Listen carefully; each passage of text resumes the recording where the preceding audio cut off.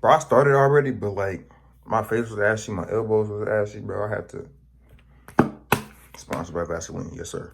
All right, man. I don't know what to say because everybody say this, but what's up, boy?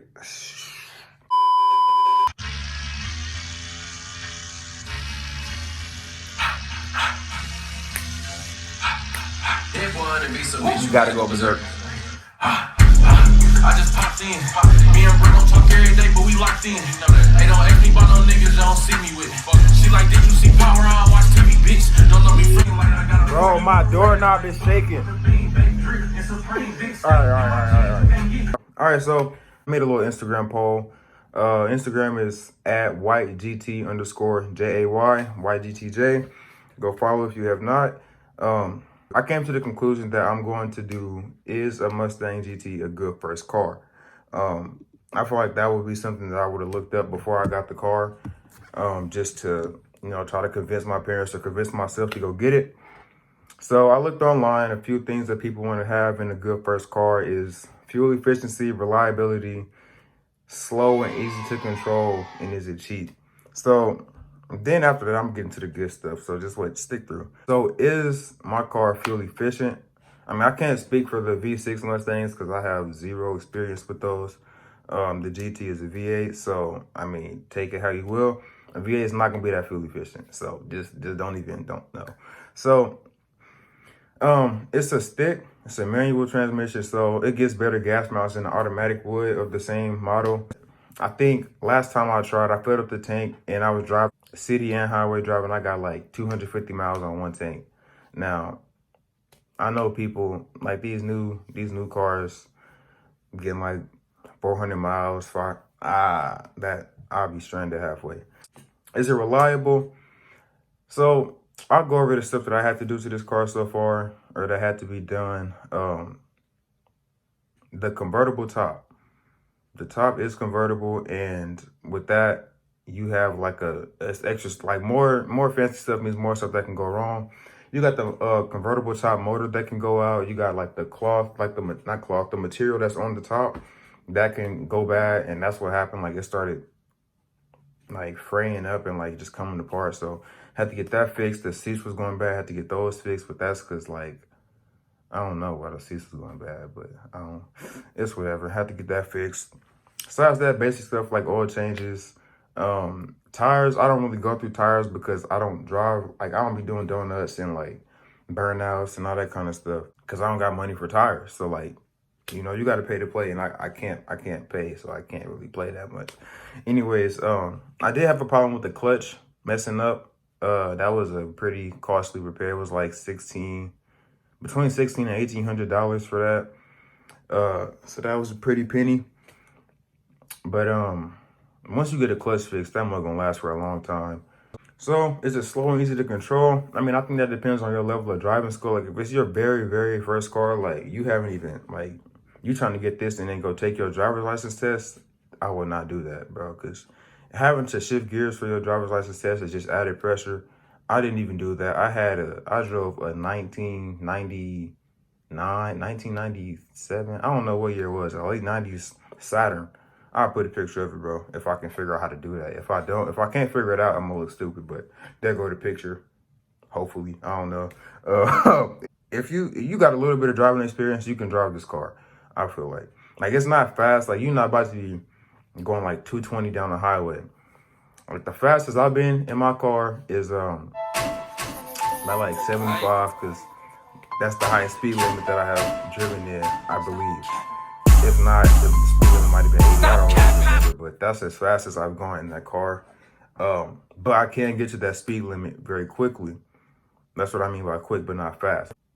Rain is a little different. You got to take it more carefully because that car will break loose. You'll be sliding, bro. Like I've gotten sideways a couple times, like an accident, of course. Turn the corner, accidentally like give it too much gas, and that mug starts sliding out, and then you gotta like fishtail that mug and get it back in line. Snow is super sketchy, bro.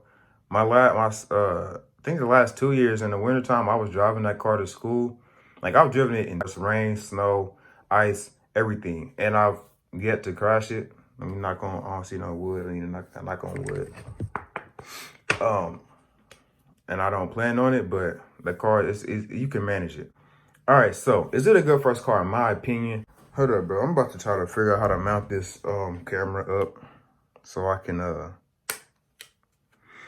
like drive and talk to y'all, cause I'm trying to get out this room. Hey, got that mug set up. So we about to go. Green light, I got a chopper with a red light, blick with that beam. Oh, this thing broke. I was thinking about going for a little drive while I talk about this, but the car, honestly, is kind of loud, and I feel like I need to test that out first and see if you can even hear me. So I'm gonna do that probably after I get done making this video. But hopefully I can bring y'all some vlogs from in the car, like driving or whatever. I think yes, like if I had a son or a daughter or whatever, and if they were good, I would let them get this as a first car. Maybe not like a first car, but after they get some driving experience, because I mean everybody is gonna have like a couple fender benders. Personally, I don't get into accidents. I'm not that type of person, you know.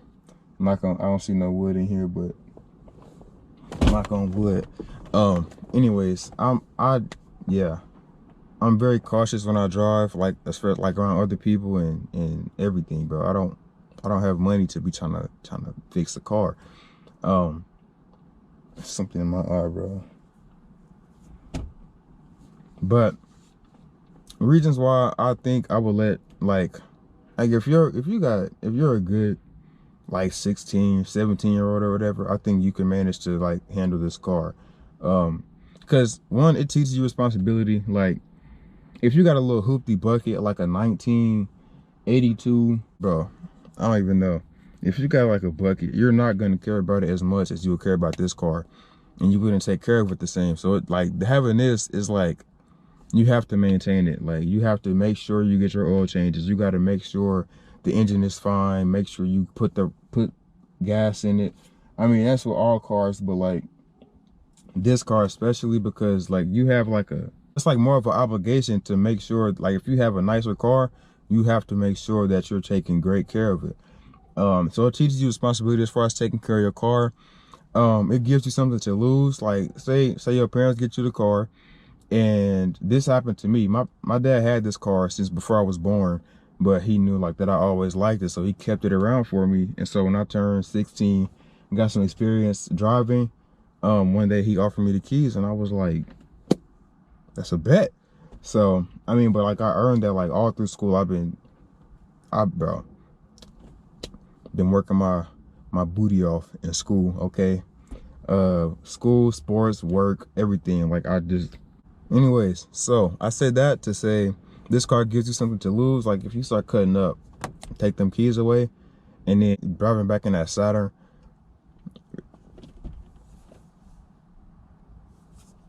it wasn't a good experience. I'll say that. You go from driving this to school every day, and then you pull up in a Saturn, bro. Everybody's like, bro, what happened? What happened? Bro, where the Mustang at? What happened? Why you? Leave me alone, bro. Leave me alone. It's complicated.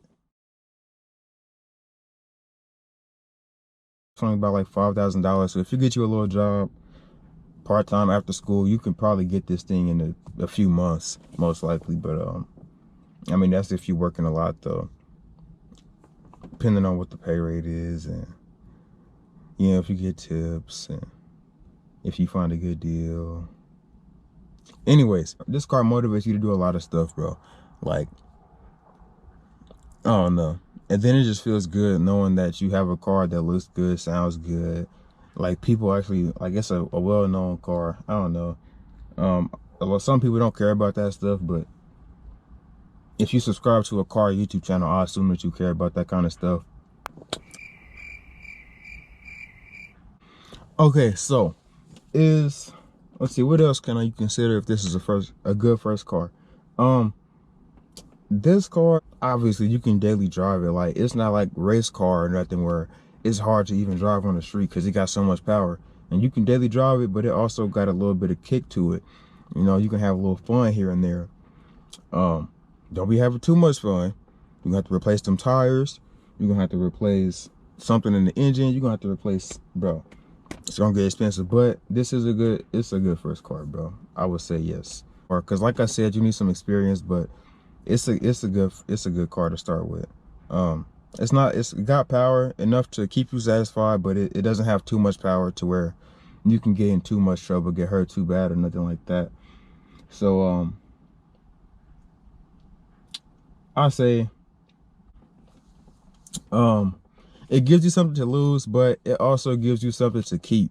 Like, you have to work hard to keep this car. Get you a little jobby job, probably get that before you even get the car, because you got to have some money saved up to if you're buying it yourself. You got to have money to buy it, obviously, but don't wait until you hit exactly $5,000 and then go buy the car.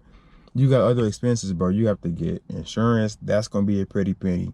You gotta make sure you got money to pay for stuff if it goes wrong, bro. You just gotta be well prepared to have this car.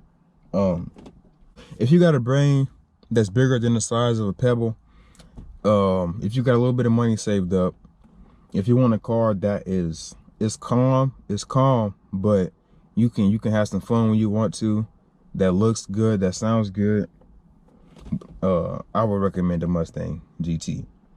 Now, I'm not saying go out and buy you a 2020, 2019, whatever Mustang GT, and just think you about to be on top of the world, bro, because that's gonna come with a lot of expenses.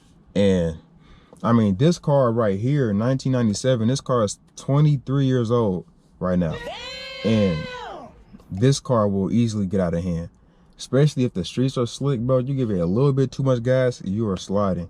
And if you don't know how to manage that, you will get really hurt. So I wouldn't recommend like a new Mustang GT. Get you a little older one. It's a lot of fun. They still look good. They sound good.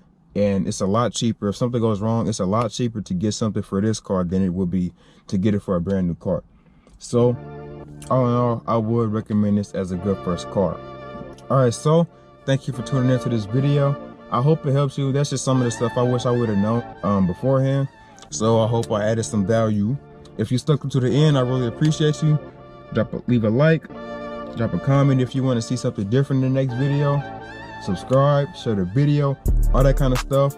And I'm gonna let y'all go. Bro, this camera, this little suction cup thing be giving me the blues, bro. I don't know how to take it off. Break it. Cool.